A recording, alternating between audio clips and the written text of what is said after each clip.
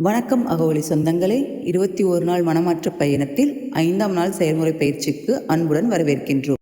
இன்று நாம் பேசப்போகும் தலைப்பு நமக்கான முக்கியமான குணம் பற்றியது. ஆம், அதுவே பொறுமை.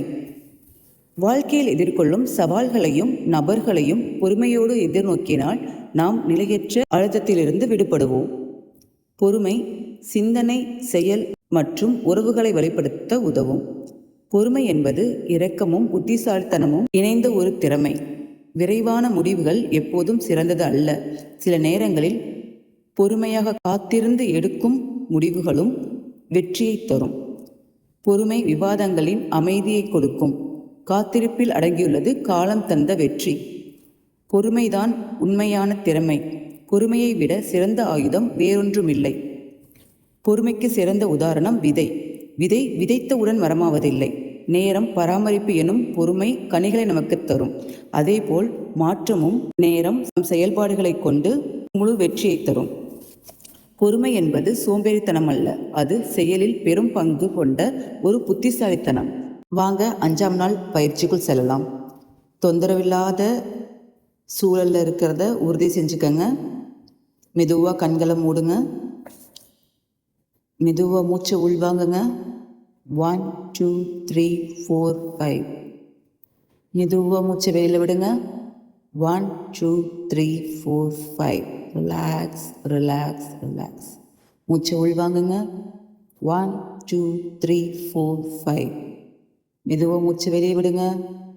1 2 3 4 5. Relax relax relax. இப்போ உங்கள் உடல் முழுவதும் தளர்வாக போகுது. பாதங்கள் தளர்வாகுது. பாதங்களிலிருந்து 2 கால்களும் தளர்வாகின்றன. 2 கால்களிலிருந்து தொடைப்பகுதி தளர்வாகிறது. தொடைப்பகுதியிலிருந்து வயிற்றுக்கு கீழ் உள்ள பகுதிகள் அனைத்தும் தளர்வாகின்றன. வயிற்றுப் பகுதிகள் தளர்வாகின்றன.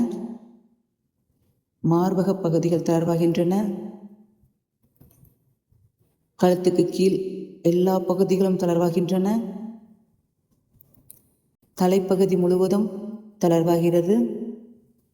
Relax relax relax. கூறுங்கள் மாற்று வார்த்தையை. 1 பொறுமை என்னுள் வளர்கிறது. 2 பொறுமை என்னுள் வளர்கிறது. 3 பொறுமை என்னுள் வளர்கிறது. 4 பொறுமை என்னுள் வளர்கிறது. 5 பொறுமை என்னுள் வளர்கிறது. 6 பொறுமை என்னுள் வளர்கிறது. 7 பொறுமை என்னுள் வளர்கிறது. 8 பொறுமை என்னுள் வளர்கிறது. 9 பொறுமை என்னுள் வளர்கிறது. 10 பொறுமை என்னுள் வளர்கிறது. 11 பொறுமை என்னுள் வளர்கிறது. 12 பொறுமை என்னுள் வளர்கிறது.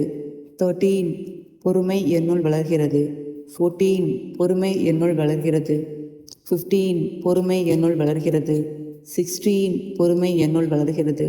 17 பொறுமை என்னுள் வளர்கிறது. 18 பொறுமை என்னுள் வளர்கிறது. 19 பொறுமை என்னுள் வளர்கிறது. 20 பொறுமை என்னுள் வளர்கிறது. 21 பொறுமை என்னுள் வளர்கிறது. பிரச்சனைக்கு சிறந்த ஆயுதம் பொறுமை. விடை தெரியாமல் கேள்விகளுக்கு பதில் பொறுமை. பொறுமை காலதாமதம் ஆனாலும் ஒருபோதும் தோற்றுப்போகாது. Relax relax relax. மெதுவாக கண்களை தரங்க.